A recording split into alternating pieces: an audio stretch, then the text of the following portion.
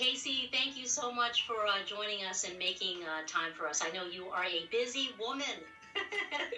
So, Mission Edge does some incredible work helping businesses. I should know because we experienced you firsthand. But for those who aren't familiar with your organization, can you tell us a little bit about Mission Edge and what it is that you do and how you help businesses such as ours? Sure, of course. Yeah, so Mission Edge has been around for 10 years now. We're local to San Diego, and I joined the team in 2019. But the business got started when our CEO, Ken Davenport, discovered that nonprofits could use a lot more help on back end operations. I think one of the prerequisites to being able to carry out your mission is having a really strong team to make sure that the business is running smoothly so that you can serve the people that you want to serve. Whether you're a nonprofit, you're a small business, you're a social enterprise, we assign the right team to serve you in whatever way it is you need to be served to create more capacity for your business to have impact. So for some nonprofits, that looks like getting service from our HR and our accounting consultants. And for some local small businesses like yours, it looks like going through our programs at the Impact Lab, where we're able to kind of take a 360 holistic view of your business and decide what can we do to help you? How do you want to grow? Is there a new service or product offering that you're trying to launch? And how can we help you think through that? You really stress the idea of having a story, good storytelling, and knowing what your why is. Why is it that you do what you do?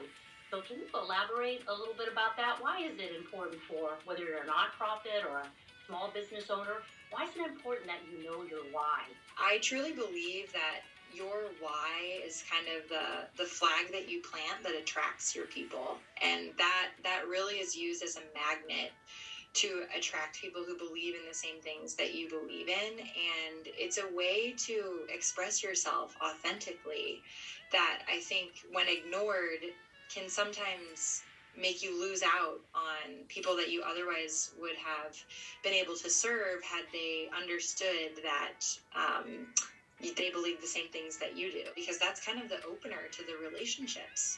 Right? If your business is a vehicle for doing good, then the people you're doing good for need to know why you want to be there in the first place.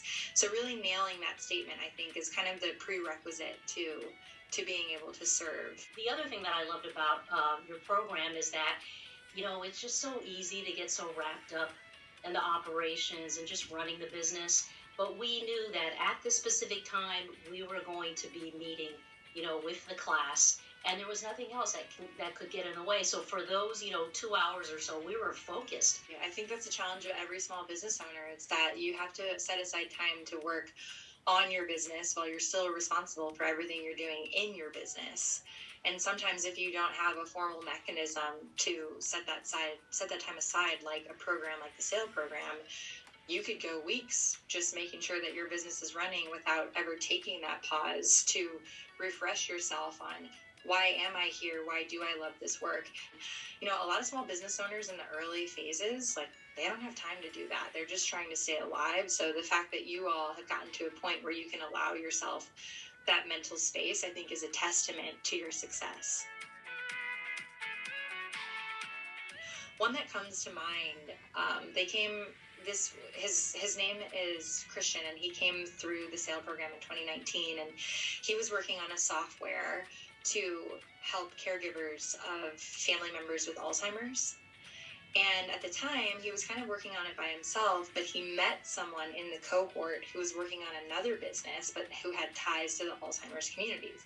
Well, fast forward 3 years, now they ended up working together on the software solution that is now known as Care Virtue. And the way they met was through the SAIL program. At the end of the day, we all have jobs to do, and it's all going to get done. But the people who we become along the way is so inspiring to me, because at the end of the day, it's people that change the world. It's not a business. The business is the vehicle for the change, but it's the people behind the business that really affect that change, that initiate that change, and that make that change come to fruition. And so for us to offer programs that cause you to stop and think, that create an opportunity for you to meet people who you otherwise might have never run into, for you to face things about yourself or your mentality, your work habits that might be getting in your way, that might need tweaking.